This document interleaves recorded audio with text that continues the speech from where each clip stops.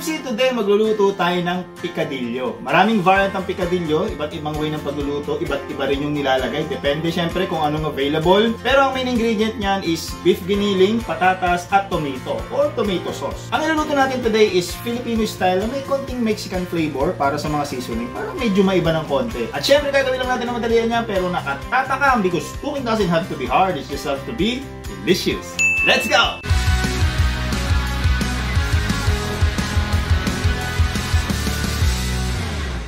Ay mga katipsi, samahan niyo muna ako mamalengke dito sa Filipino store. Okay, sa Seafood City. At kumpletuhin muna natin mga Ricardo. Mabilisan lang to. Tara!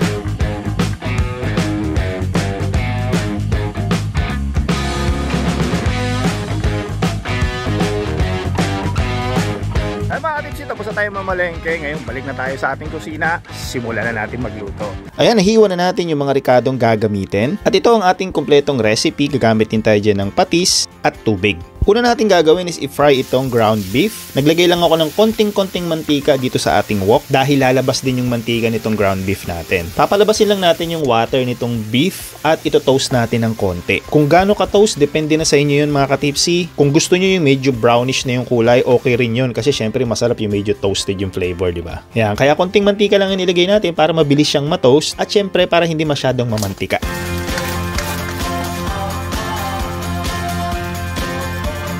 Itatabi muna natin itong ground beef after natin ma-fry. Then, ipiprito naman natin itong patatas at carrots na hiniwa lang din natin ng maliliit. Yung mantika na lumabas dun sa beef, ito na rin yung ginamit nating pang-fry. Kaya naaamoy natin ngayon is beef flavor talaga yung mantika natin. Frinay natin itong carrots at patatas mga katipsi para hindi siya madurog mamaya pag hinalo na natin dun sa ibang Ricardo. Kasi pag sobrang lambot yung patatas at carrots, di ba tendency na dudurog siya. At after natin ma-fry ito, itatabi lang din muna natin. Next, simulan natin mag-isa ng sibuyas. Iluto lang natin ng konti at palabasin ng amoy, din isunod na natin yung bawang. Inuna natin yung sibuyas kasi hindi naman natin ito toast itong bawang. Papalabasin lang natin yung aroma and then ilagay na natin yung kamatis. Ayan, igigisa lang din natin to at papalambutin tapos pag malambot na dudurugin natin para lumabas yung tomato sauce. Kung nagmamadali kayo mga katipsi, pwede naman tomato sauce na lang yung gamitin nyo. Pero ako kasi mas preferred ko talaga yung fresh tomato. At ayan, pag nadurog na natin at medyo naging paste na siya na parang ganito, okay na to, pwede na nating ibalik yung ground beef. Ayan, halu-haluin lang natin para magsama-sama na yan and then isunod na natin yung mga pampalasa.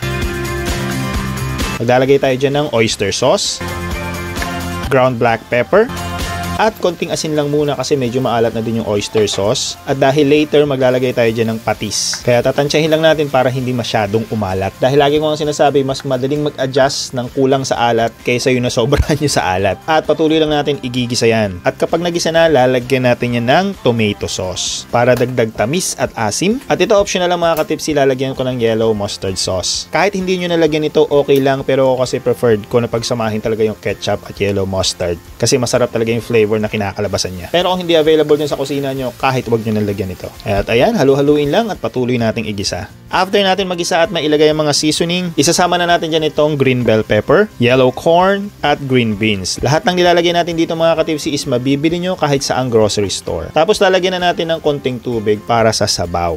And a little bit of boom boom boom or yung beef powder natin. Para mag-create siya ng beef broth. Lalagyan din natin ng smoked paprika at oregano. Pero kahit hindi nyo lalagyan ng paprika at oregano mga katipsi, okay lang yon. Depende kasi yan kung anong mga seasoning yung available dyan at anong flavor yung gusto nyo. Kung gagawin yung negosyo to, ang gamitin yung beef broth is yung magpakulo kayo ng buto-buto ng baka. Tapos yun yung gamitin yung sabaw para mas malasa. Tapos konting tubig lang yung nilagay natin kasi ang picadillo is hindi naman talaga siya masabaw. Pero sabi ko nga, depende kasi yan kung kanino nyo isi-serve. Pero syempre like kung may mga bata, gusto nila mas masabaw, dagdagan nyo lang ng tubig para meron silang mahigop na masarap na sabaw. At ayan, paluto na to kaya adjust na natin yung lasa. Ang ilalagay natin is patis. Pero pwede din namang toyo. Kaya nang bahalang tumansya kung gaano kaalat ang gusto nyo, so kaya tikman-tikman nyo na lang.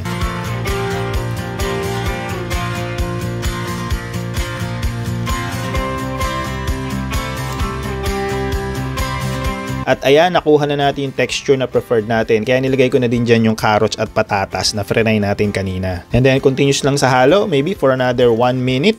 Tapos isama na natin dyan itong mga quail egg or itlog ng pugo. At para may konting spice, jalapeno. Medyo malalaki yung nilagay natin. Yung pampaanghang mga katipsi is depende kung gaano kaanghang yung gusto nyo. Siyempre pwede dyan yung siling panigang o yung Thai chile, yung siling pula. Hindi ko na hiniwa itong jalapeno kasi yung ibang kakain ito is ayaw ng maanghang. And additional toppings natin, parsley. Pwede din naman yung chives, pwede din yung green onion. Sabi ko nga, depende kung anong available dyan sa area nyo. Takpan lang natin to ng mga 1 hanggang 2 minuto. And then ayan, napakabango. Amoy na naman dito sa ating kusina at nagugutom na ako. Uy, napakabango mga katipsi. Luto na tong pikadilyo natin. Tara, kain tayo.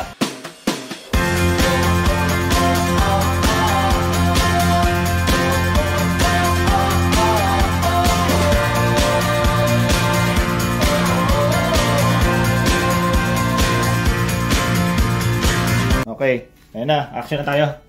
Action! We're back! Here we go, check to ulit. Mga katipsi, check mo natin baka hindi naka-record. Mahirap na. Wala tayong cameraman. Isa daldal tayo ng daldal dito. Hindi naman. Bango? Sana natin. 1, 2, 3 na tayo. 1, 2. Ganyan na. Sure ka na. Nagigising lang nito. Tinan mo. Dad, you wanna join us? No. Where did you get the quail eggs at? It's on the can. Oh. They don't have the fresh one. I'm looking for a fresh one. No. Okay. Tape 1, 1, 2, 3.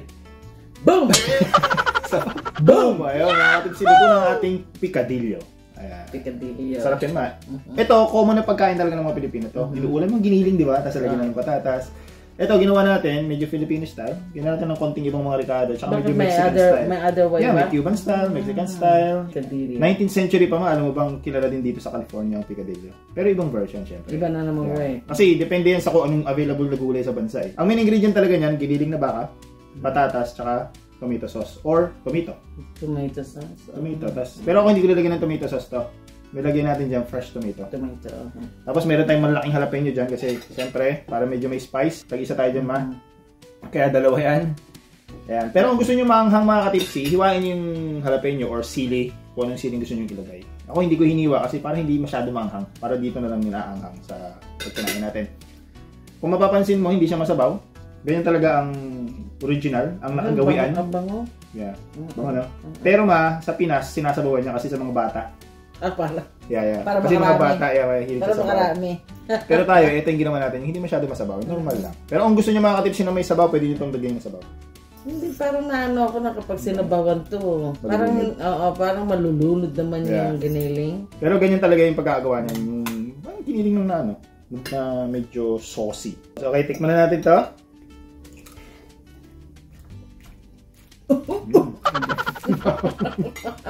Ang sarap. Sarap naman. Sarap, no? Samba mga tipsi. Ano to? May corn? Lagyan natin ng corn, patatas, tapos, di ba tomato sauce nilalagay nila? Nilagay natin, fresh tomato, tapos lagyan ako ng konting ketchup. At mustard. Hop. Halo-halo na siya. Bahala na sa Batman. Masarap kasi talaga paghaluin. Para sa akin masarap paghaluin yung ketchup at mustard sa pagkain. Hop. Tapos nilagyan natin ng mga seasoning na para medyo Mexican flavor. So may oregano to, may paprika, mga ganun. Saka ito, ang jalapeno natin. Ayan, kinakagat ko ng malaki. Oh my God. Hinihiwa ko sa maliliit. Sarap. Anghang. Anghang. Buwan na sa jalapeno, maanghang siya. Pero maya-maya, mawawala din naman yung anghang. Anghang. Sarap. Nakain ko yung sili. Yung yung makapal na sili. Tama-tama yung alat, tama-tama yung timpla. Yung ginawa natin mga katipsi kasi yung iba nilalagyan pa ng toyo ito may. Oh yeah? Pero kasi may oyster sauce to eh. So, yung oyster sauce kasi maalat na yun eh. So, nilagyan na lang natin konting asin at saka patis. Siyempre, Filipino style kaya patis nilagyan natin. Pero siyempre, sa ibang bansa, wala naman silang patis doon. Nilalagay nila salt or soy sauce. Masarap siya. Dali mga katipsi, madali lang naman gawin. Pag madalian lang to ba, Pinas, ano ba, ulam namin mga bata. Ano lang, giniling na baka, tapos patatas, carrots, okay yun, yan lang. Yung iba nilalagyan to raisins, diba? Nilalagyan ng raisins. Yung iba nilalagyan din ng olives. Dapat lalagyan po. Wala ko nakita ng olives sa Pilipinas to. Hindi ako ng olive. Mas gusto ko yung raisins. Raisins yan. Ayoko naman sa picadillo na may raisins, kasi matamis eh. Parang nawawala yung, nag-iiba yung lasa. Para sa akin para sa akin naman. Pero, siyempre yung iba gusto naman ng may matamis. The other way of picadillo. Yeah. Marami kasing way ng pagluluto niyo. Iba-ibang way, iba-iba yung nilalagay. May simple, may komplikado, may marami, may konti. Depende kung anong available. Pero sabi ko nga, ang main ingredient talaga niyan, yung giniling na baka, tomato sauce or tomato, at saka patatas. Sampron. Ilagyan ko nga rin pala ng paprika to. Kaya kung makikita mo parang medyo mamula-mula. Oh, I thought it's because of yung tomato. Tomato sauce ba? Papadagdag ng smoke flavor. Pero yung mga ibang nilagay naman natin sila is optional lang. Depende na lang kung ano gaano kasimple yung gusto nyo. Yan. Pero kung gusto nyo yung ganito, masarap yun ha? Sarap ito, sundin nyo ito. Yung oregano, optional lang din yun. Kasi gusto nga natin medyo Mexican flavor, pero kahit di mo nalagyan. Sarap pa. Gusto naman. Oo. Oh, natira ako ng itong jalapeno. Anong no? Nanguya ako ka mo pa. Pero hindi natin titigilan niya. Pero masarap siya. Masarap naman talaga yung medyo maanghang. Pampagana. Bibigyan kasi namin si Auntie Bibot sa work. Kaya hindi ko hiniwa yung jalapeno kasi hindi sa maano sa maanghang. Sumilig sa maanghang. At saka sa ganitong anghang, ako gusto. Yan yung gawin nyo mga katips kahit sa siling buo.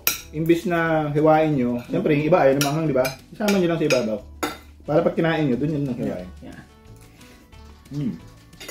Siyempre pagluluto natin, depende kung sino kasama natin kumain eh. Kung lahat kayo mahilig na maanghang, ilagay nyo na maanghang. So sa mga karinderya, kung gusto nyo nagbebenta nito, para medyo spicy, hindi spicy, ilagay nyo na sili dyan. Huwag nyo na lang hiwain. Kasi ang nagpapaanghang talaga sa sili, yung buto. Yung talaga yung pinakamaanghang yung buto. So good. Naanghang siya. Nabukan ko din to. Sarap pala yung pecadillo. Yeah. Sikat to sa Spanish. Spanish ang sikat to sa mga Spanish. Kasi parang yung Spanish ang sound eh. Yeah, sa Cuban area. Mga Latin America area. Pecadillo. Picadillo. Ayan yata yung pronunciation. Kasi sa atin, sa Pilipinas, pecadillo. Pecadillo. Because of the double L. Yeah. Pero sa States, tsaka sa Mexicano, kasi sa Mexicano. Pecadillo. Yeah, picadillo. Yung basa nila. Sarap. Si Ate Bibot nga pala nakabalik na from the Philippines kaso sasama sana siya kasi nagkasakit. Na-culture shock. Na-culture shock.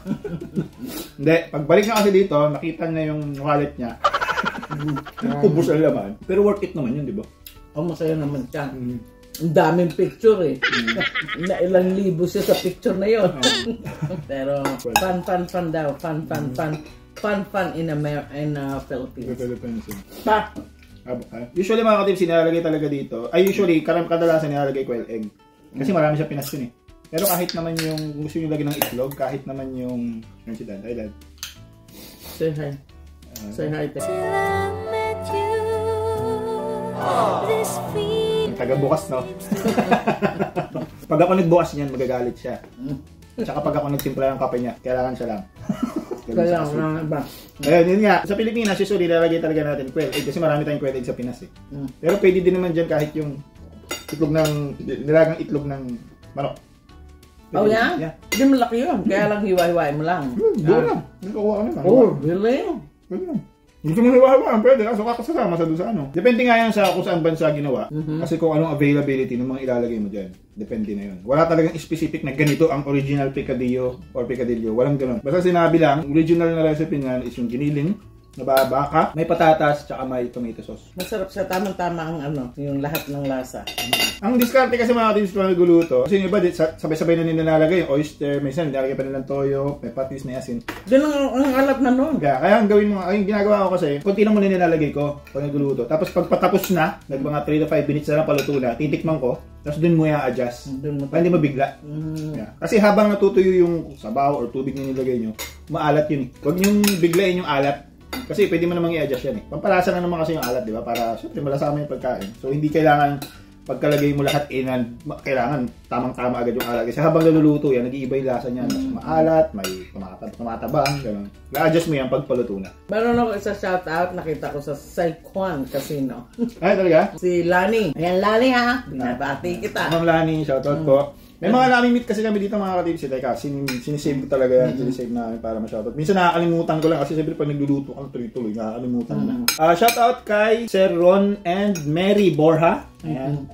Kay Joel, shoutout po. At saka kay Rolly and Luisa. Mga na-meet namin sila sa labasan dyan. Kung saan-saan. Kung saan-saan. Maraming salamat po sa panonood at walang samang support. Nalani kasi binatid niya ako. Nalalaro ako ng aking 45 cents lang naman. Lumapit siya, sabi niya, kilala kita. Sabi ko, Alam mo, wala ko utang sa'yo. sabi ko, yeah? Sabi niya, di ba ikaw si, sabi niya, sa kay Tipsy Tata. Sabi ko, Lani, hi po man Lani. Si Mama kasi, yung mga matatanda kasi na nandito sa Amerika. Libangan talaga nila, minsan nagbibingo sila from time to time. Saikuan, saikuan kasi na. Pero ano lang naman yun, libangan lang naman. nag-slot mo siya. No. Bahar. Pag day off, kasi wala mong gagawin dito sa bahar. Pagka walang ginagawa, bingo. Palipas ang oras, kasi matagal yung bingo eh. Marami din mga matatanda. From time to time. Tapos slot machine, all the time. Tapos pag uwi, Talo. malungkot. No time for talking. Natatanungin ko siya, Ma, panalo? Huwag mo akong pagtako sa bintana. Tigilan mo ako. Huwag mo akong pisahan. At dahil sweet na naman kayo ni Dad ngayon, meron ako naisip itanong. Kasi may mga trending ngayon sa social media, Ma. Na. Bawa, mag-asawa, nag-aaway, nagpo-postan. Nagkikryptik, Nagpo-post sila. Bawa, nag-aaway kayo. Ikaw nagpo-post. Yung lalaki, yung babae. Magpo-post na nagpaparinigan kayo. Pin-post ko? Cryptic nga, mga cryptic message. Yung iba, parang doon sila nagsasalalabasan ng sama ng loob. Anong mapapayo mo sa mga ganong partner? Hindi pwede yun. Bakit? Hindi dapat yun kasi personal nyo yan eh. Privacy. Nung nagmahalan kayo, sinasabi nyo sa mga tao, huwag nyo kaming pakialaman. Diba? Huwag nyo kaming pakialaman. Buhay namin to, love namin to.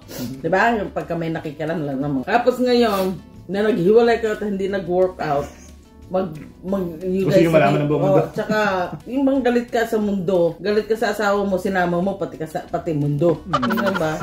Pati kami, binigyan mo ng problema. Doon sa mag-asawa, parang feeling ko hindi maganda yun. Hindi talaga maganda in any way. Kahit nga sa mag-boyfriend, parang hindi maganda. Parang hindi maganda. Hindi talaga, kasi what if nagkapati kayo someday? Kaya nga, diba? kasi ano na yun eh, kumbaga sinasabi nila ngayon, resibo. Yung may resibo na na-insulto mo na yung tao. Ngayon tuloy, pag makikita ko yung asawa mo, ay ganito pala. Tama, ganito pala. Ganun din yung wala na respeto yung tao dun. Kasi wala ka na respeto sa kanya, pinost mo siya eh. Hindi naman talaga maganda. Katulad yung Ritzy, tama nga, nag-name drop ako. Yung Ritzy. Kasuhan tayo niya. Hindi, yung Ritzy. Basta yung Ritzy, yun na yun. Huwag na sabihin ko sino. Hindi. Kasi nasa showbiz siya. Nagpapa-interview siya. Ay, yung ano? Basketballista. Yung bata. Yung kay Andrea Brillantes. Kablan. Yung nag-ano siya, yung nagpapatol siya, para siyang kiss and tell. Parang sa lalaki ang kiss and tell eh. Tama.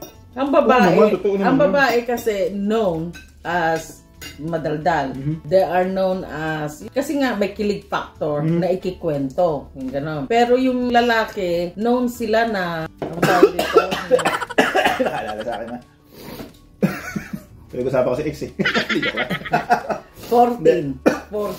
A, B, C, D, E, F, G, H, I, J, K, L, M, N. Sino? Tere! Anyway, Sino ang mga yan? Norberto. Yung pala si Norberto nakaalala sa iyo. Ano yung sinasabi? Yung kay Ritzy. Nagpaparinig. Ngayon naman ang kalaban niya, yung babae. Ang kaibigan ni Bly. Yung mga babae kasi maintindihan mo sila kung ganun sila. Madadaldal naman talaga sa minsan, di ba ba? Oo naman. Tsaka, madaldal naman. Sabayan mo rin yung dal. Kaya mo sila mag-post. Ikaw lalaki ka, hindi ka dapat nagpo-post ng ganun. Kaya mo sila, sabihin nila sa'yo dyan. Tsaka yung sinasabi nga nila na all wounds heal in time. Parang ganun. All time heals all wounds. Oh yeah, all time. Binaliktad ko, diba? Backward ako eh. Binaliktad ko. Yun yung mga ganun ba, pero dahil naresibuhan ka na, parang kalalaking tao niya eh. Parang hindi talaga maganda sa lalaki ni ganun. Oh my God. Pinapatulan mo yung pumapatol siya babae. sa ganyan ka. Lalo na sa mag-asawa kasi para sa akin, akala nyo, nasasatisfy nyo yung mga sarili nyo kasi nagsasagutan kayo at napapaniwala nyo yung ibang tao kung ano mang gusto nyo paniwala. Pero hindi nyo alam yung mga anak nyo na apektuhan niya. Correct. Di ba? Alam mo ba? Ang tingin ng mga tao sa mga, ay mga magulang mo pala, no? Gulo, mga magulang mo pala, ganyan, no? May mga soap opera ako na panood na naapektuhan talaga sila. Pag ang magulang nila, hindi magkasundo. Yung para silang, affected talaga yung para sila. silang napapariwara tuloy. Yeah. Dahil yung mental, nila, nagkakaroon tuloy sila ng, kasi sa harapan ng, Lalo na sa madlang people mo pa pinapaano. Yung sa kapitbahay nga lang, iba na impact, di ba? Yung buong mundo pa. Or buong Pilipinas pa mga... Gusto mo bang pinagtitismisan ka ng buong mundo? Diba? Bago mo gawin yun, lalo na pag may mga anak kayo, isipin mo lagi muna yung ano magiging effect sa anak mo. Diba? Pareho kayo mag-asawa, dapat ganun. Kasi magulang ka na eh. Ang priority mo, hindi naman sarili mo eh. Ang priority mo, yung anak mo. Next yung sarili mo, pangalawa ka na lang. Porkit nagdaldal yung isa, ikaw, sagot ka rin. Hindi, totoo naman din yun. Parang naman talaga tingnan. Dapat nga din. Pero sa mga babae din naman, katulad nga nasabi ko nakaraan, kung papatawarin din naman pala ninyo, keep your mouth shut din. Yeah. Diba? Kasi kasiraan din yon. Ang kasiraan nila, parang kasiraan mo rin yung partner mo. Pagka nagbati kayo. Kung magbabati nga kayo. Magbabati kayo eventually, lalo may mga anak kayo eh. Kasi merong bridge na nagtutulay sa inyong dalawa. May pinagsamahan din naman kayo. Yung ngayon kasi dala na ng galit yan eh. Kung ano man yung ginagawa. Tsaka kahit na maghiwalay na sila, kung may anak, talagang laging magkakasundo. Para sa mga bata. Para sa mga bata. Para sa akin kasi selfish yung ganun. Yung inuuna mo yung emotions mo kaysa dun sa magiging effect nun sa mga anak mo. Para lang masatisfy mo yung mga nanonood sa'yo o yung mga kapitbahay mo. Kaya nga diba sinasabi nila before you talk, mag-isip ka muna. Yeah, think before you talk talaga. Before you kasi click. Yeah, when emotions are high, intelligence is low. Sabi nga ni Ator Lubay. Pinapalad ko lagi ng Ator. Ayan, yun sa totoo yun, Tipsy. Yung pagka very emotional ka. Natanong ko lang kasi sila mama, si Dad, sweet yan. Wala akong alam na nag-away sila. Nang masala. Wala kang alam na nag-away kayo kasi hindi mo pinopost. Ay, hindi. Yeah, sila lang dalawa nakakalam nun. Silang dalawa lang magsusolve. Hanggat tumitibok ang puso ko para sa at saka nga, kung sa totoo lang sa isang relasyon, kahit na kung minsan katulad ganyan, nag-aaway kami minsan, nagkakasagutan kami minsan, yung poproteksyonan mo pa rin siya. Yeah. Para, halimbawa, minsan nagtanong, halimbawa lang, mama, okay ka lang ba? Yung gano'n. Yeah. No, hindi, wala yun.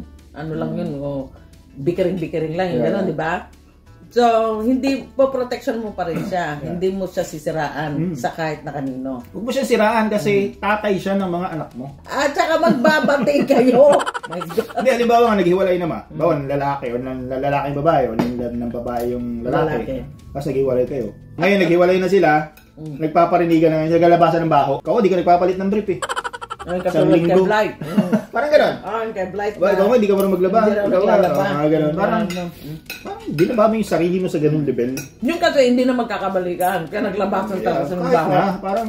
Pero parang pangit nga. Ayun lang naman. Siguro wala napagkwentuhan na ng mga tipsy. Parang, tsaka yung mga lalaki yung mga lalaki. Bawa, nag-aaway kayo ng girlfriend mo o asawa mo. Away kayo ng... Yeah, personal. Walang nakakalam. Okay na yun. Pero pag nag-post sa internet, wag kang sasagot doon. Ginagawa pa sa'yo ni Tera ngayon? Hindi naman. Hindi, wala lang ako nakikita ng gano'n. Mga parehas kong kaibigan na parehas kong pinapollow. Hindi, si Terry, di gano'n yun. Hindi talaga. May ano naman yun, may delikadesa naman yun. Nakakawalang delikadesa kasi gano'n. Yung kaparinggan mo, yung partner mo na nakaaway mo or asawa mo sa internet, yung isa naman sasagot. Parang ano. Tapos may mga anak kayo, hindi nyo naisip yung mga anak nyo, di ba? Para lang magkagantihan yung magkasakitan. Ang pinaka-best kasi dyan, kapag nag-aaway kayo, sarili niyo na lang. Kung di mo, halimbawa si babae or si lalaki, hindi niya napigilan yung sarili niya nag-post. Naniniwala kasi ako may yung silent is the best. Ano ba ito? Reaction, parang gano'n. Pamahimik ka, huwag kang magsalita. Ang mga Pilipino, lalo na, at walang buong mundo. 1 linggo, 2 linggo, wala na yun. Kung may kasabihan nga na action speaks louder than word, meron din na kasabihan na silent kills you, parang gano'n. Tama yun, okay? Malilimutan yung tingnan nyo yung ginawa ni Gloria Arroyo na Hello Garcia, naalala nyo pa ba? Hindi na, di ba? Pinaalala ko lang. Pinaalala mo na. Hindi, yun na lang, teka muna.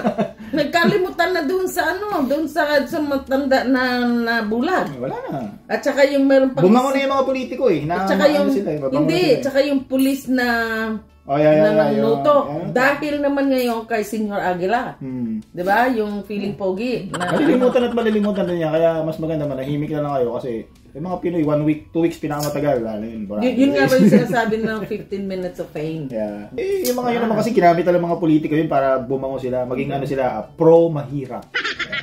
Yun yung totoo doon. Anyway, masasana na pupunta na tayo sa politika man. Ay, mga Timsi. Meron na tayong politics, meron pa tayong Oo, showbiz. kompleto na. Tapos meron pa tayong personal. Ay, mga Timsi, hanggang dito na lang muna yung video natin. Baka kung saan sa mga mapunta. Pero sana nagustuhan niyo yung simple natin po kahit ngayon. Okay, simple na pick and video natin. At yung mga hindi pa po nakasubscribe dyan, mag-subscribe na kayo. Tapos, ring nyo na rin yung bell para updated kayo sa food and good vibes. Ayun, tama. Ay, mga Timsi, always remember, Stay tipsy lang. salud!